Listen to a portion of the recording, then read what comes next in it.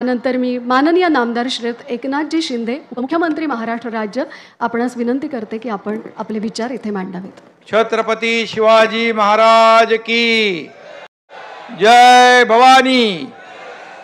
छत्रपती संभाजी महाराज की।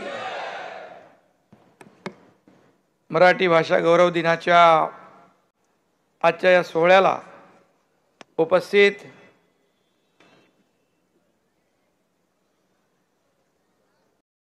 अतिशय परखडपणे आणि स्पष्टपणे आपले मत मांडणारे अजितदादा पवार, उदय सामंत आमचे मंत्री, मंगल प्रभात लोढा, आमदार मनीषा कायंदे, सन्माननीय सदानंद मोरेजी, रवींद्र शोभनेजी, किरण कुलकर्णी, भारत सासने, कौतिकराव ढाले पाटील, भीमाबाई जोंधळे, आपलं खास करून अभिनंदन, रवींद्र गावडे, रमेश सीताराम सूर्यवंशी, विकास परांजपे, मिलिंद परांजपे, प्रेरणा दळवी, बोराडे सरांची कन्या, अशोक हांडे, प्रदीप ढवळ, सर्व मान्यवर व्यासपीठावरील आणि माय मराठीवर प्रेम करणाऱ्या लाडक्या बहिणी आणि लाडक्या भावांनो,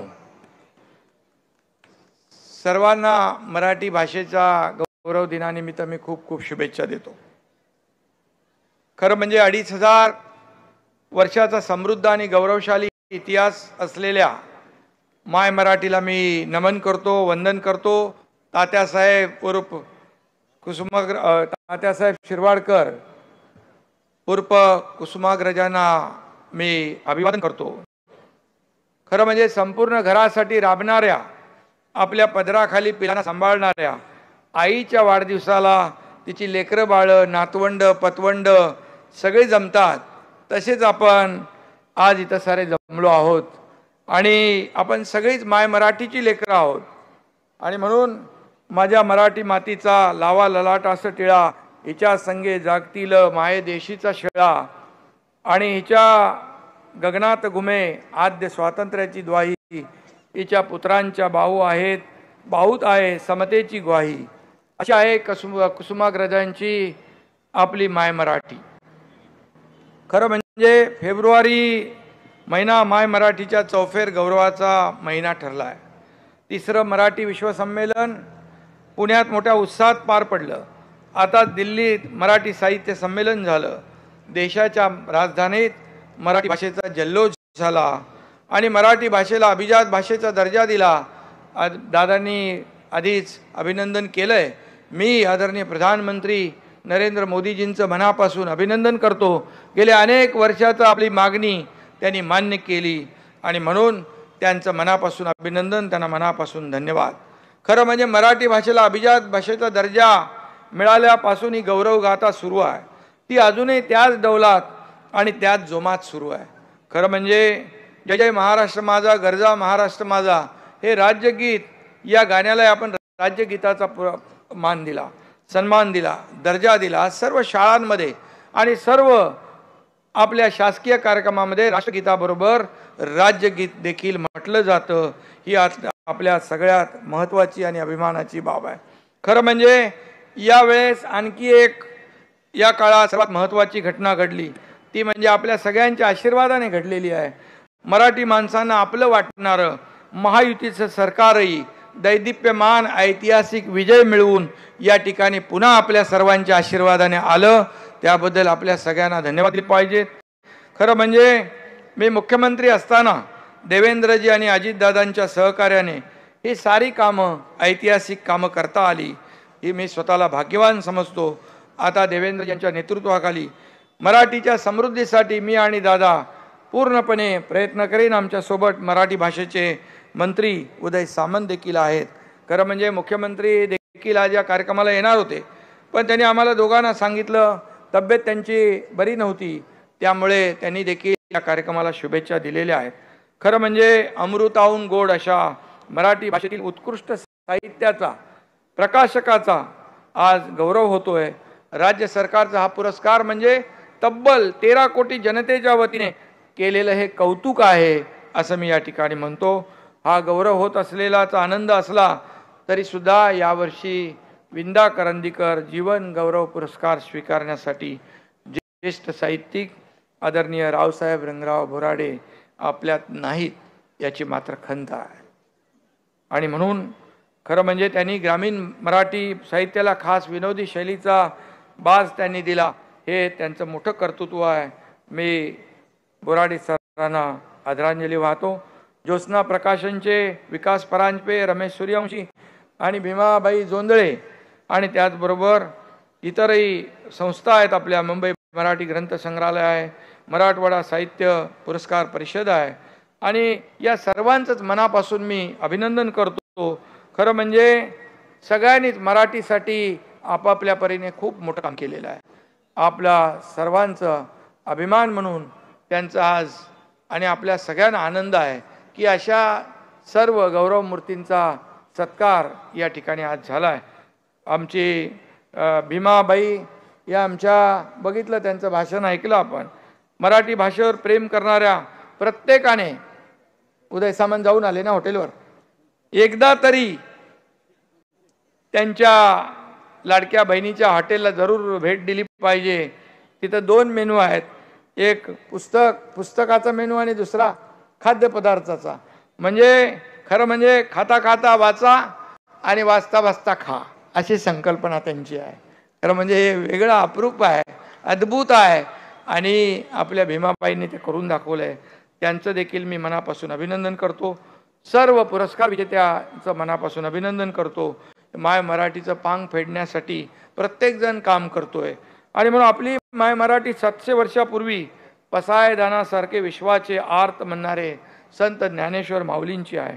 मराठ्यांची भगवी पताका फडकवणारे हिंदवी स्वराज्य संस्थापक छत्रपती शिवाजी महाराजांची आहे, छत्रपती संभाजी महाराजांची आहे आणि मराठी तुकोबांची आहे, मराठी रामदासांची आहे, लोकमान्य टिळकांची आहे, स्वातंत्र्यवीर सावरकरांची आहे, देशाला संविधान देणारे डॉक्टर बाबासाहेब आंबेडकरांची आहे, ही मराठी कुसुमाग्रजांची आहे, पु ल देशपांडे यांची आहे आणि ही मराठी दैवी स्वर लाभलेल्या लता दिदींची आहे, आशाताईंची आहे, सगळ्यांची आहे.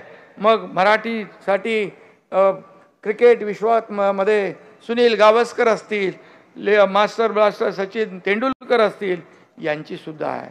ही मराठी तुमची आहे, माझी आहे, मराठी आपल्या सर्वांची आहे आणि म्हणून आपण सर्वच जण सारेजण मराठी भाषेवर अलोट प्रेम करणारे आहोत. मी काय लेखिक नाही, विचारवंत नाही, मी एक कार्यकर्ता आहे आणि म्हणून मी कार्यकर्ता म्हणून काम करतो. आता आपण पाहिलं मगाशी, आम्ही किती पदावर असलो तरी सुद्धा कार्यकर्ता म्हणूनच काम करतो. मगाशी अजितदादांकडे आपण पाहिलं, मागचे लोक मागे बसले, सगळे आपले साहित्यिक मोठी माणसं ती मागे आहेत म्हणून ते म्हणाले त्यांना पुढं घ्या. आता पुढं घ्यायचं तर ते तिकडे गेले खुर्च्या लावायला.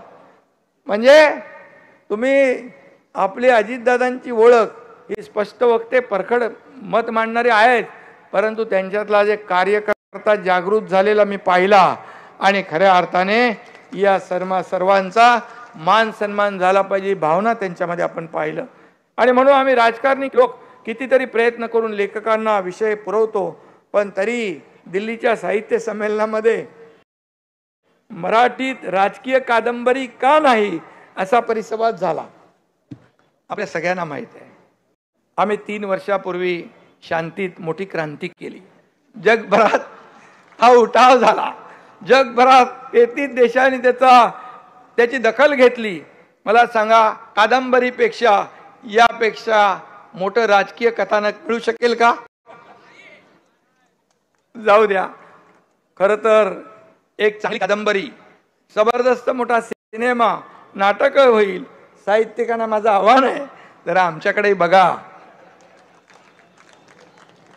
तरी असो, गमतीचा भाग, मराठी साहित्यात काय असावं काय नसावं हा साहित्यिकांचा अधिकार आहे. मराठी भाषेला 7 समुद्रापलीकडे नेण्याचं काम आपल्याला करायचं आहे. खरं तर माझी मराठी सरहद्दीचे अडसर केव्हाच ओलांडून पुढे गेली आहे. ने मजसी ने परत मातृभूमीला ही कविता स्वातंत्र्यवीर सावरकरांनी ब्रायटनच्या समुद्र किनाऱ्यावर लिहिली. त्याला 116 वर्ष झाली. आज संपूर्ण जगभरात मोठ्या प्रमाणावर मराठी लोक पसरलेत. आपली संस्कृती, आपली अस्मिता टिकवण्याचा प्रयत्न नेटाने ते करतायत, याचा आपल्याला सार्थ अभिमान आहे.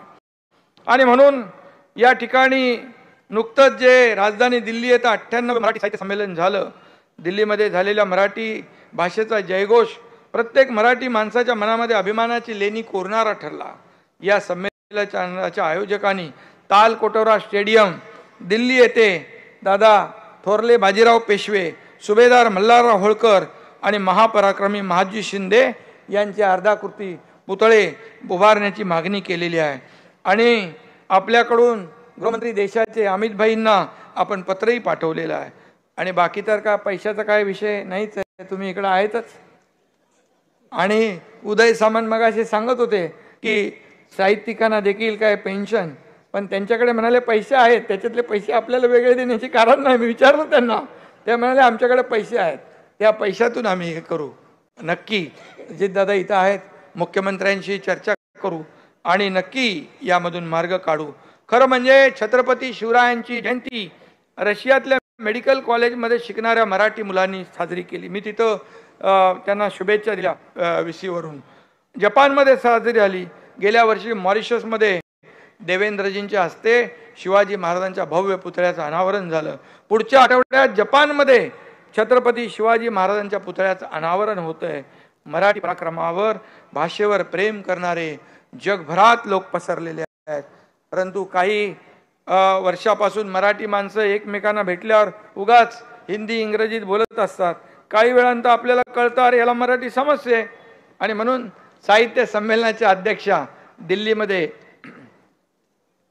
ताराबाई भवाकरांनी आपले कान टोचलेत. त्यांच्या सूचनेप्रमाणे जिथे शक्य असेल तिथं मराठीतच बोललं पाहिजे. जे जे मराठी आहे ते सर्व आपण जगवलं पाहिजे, वाढवलं पाहिजे, जोपासलं पाहिजे, त्याचा सन्मान केला पाहिजे. या ठिकाणी गुरु ठाकूर यांची अत्यंत समर्पक कविता या ठिकाणी मला आठवते. गुरु ठाकूर म्हणतात, मिरवण्यापरी गिरवणे थोर, मिरवण्यापरी गिरवणे थोर, आणि संवादात धार राहो तिची, नको माऊलीची बेगडी बढाई, वर्तनात आई उमटावी. अशा अभिमान मिरवण्यापेक्षा आपल्या प्रत्येक वर्तनातून मराठीचा अभिमान जागवला पाहिजे. हीच खऱ्या अर्थाने माय मराठीची सेवा ठरेल. माय मराठीवर नुसतं प्रेम करून भागणार नाही, तर मराठी साहित्य, नाटक, चित्रपट, लोककला, संगीत, खाद्यपदार्थ हे सगळं आपण टिकवलं पाहिजे. मराठीत बोलणारा, मराठी ऐकणारा आणि मराठी कलांचा आदर करणारा मराठी समाज आपल्याला टिकवला पाहिजे, वाढवला पाहिजे. आणि मराठीचा आग्रह धरणं म्हणजे इतर भाषांचा द्वेष करणं असं नाही. भाषा ही आपली अस्मिता आहे, भाषा ही आपली ओळख आहे, भाषा आपला अभिमान आहे, भाषा हेच आपलं अस्तित्व आहे. काळाच्या ओघात कितीतरी भाषा नामशेष झाल्या आहेत. आणि म्हणून आपली भाषा संपली तर एक दिवस आपलं अस्तित्व संपेल. त्यामुळे भाषेचं जतन आणि संवर्धनाची जबाबदारी आपल्या सगळ्यांची आहे. केवळ जबाबदारीच नाही तर ते प्रत्येक मराठी माणसाचं कर्तव्य आहे. आता तर संगणकीय तंत्रज्ञान आलं, ज्ञान शाखांमधलं ज्ञानही मराठीत मिळतं आहे. आपली भाषा ज्ञानभाषा व्हायला हवी. ती व्यवहाराची भाषा झाली तर अधिक समृद्ध होईल. आणि म्हणून व्यवहारात देखील आपण मराठी भाषेचा वापर केला पाहिजे.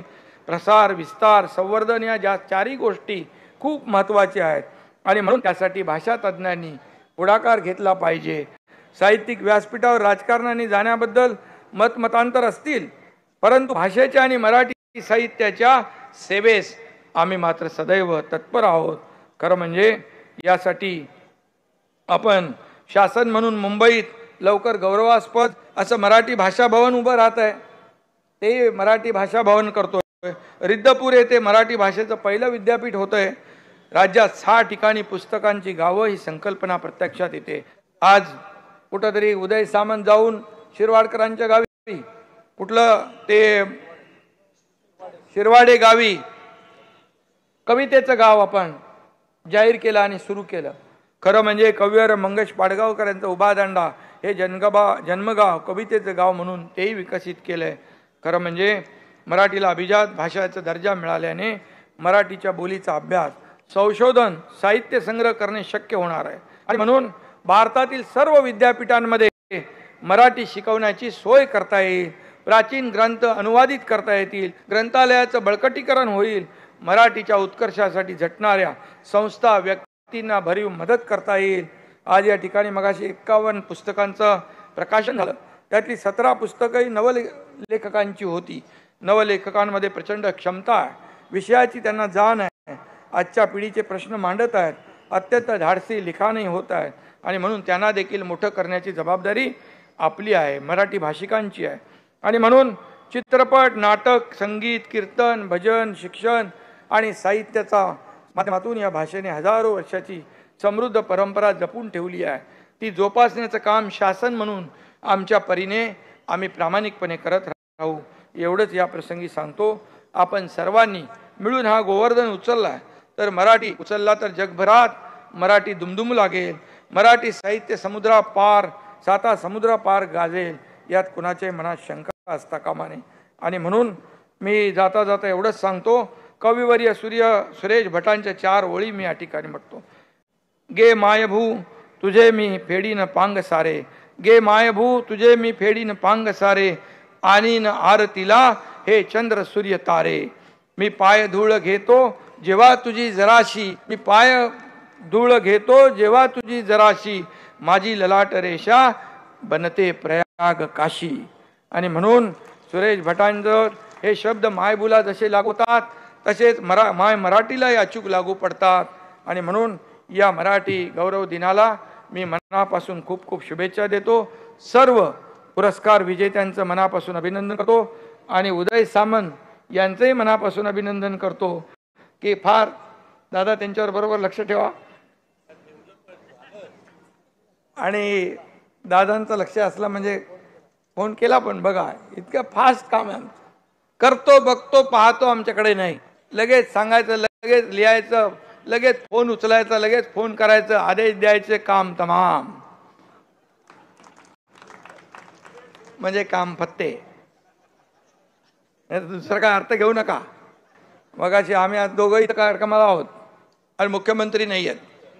आता मुख्यमंत्र्यांची तब्येत बरोबर नाही आम्हाला त्यांनी सांगितलं दोघांनी, पण पत्रकार मित्र काल मुख्यमंत्री होते, आम्ही दोघं नव्हतो पूर्वनियोजित कार्यक्रमाला, आज आम्ही दोघंही आहोत.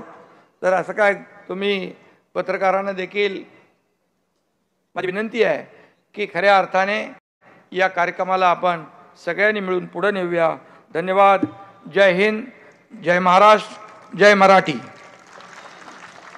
धन्यवाद जी शिंदे साहेब. काशी प्रयागाचा उल्लेख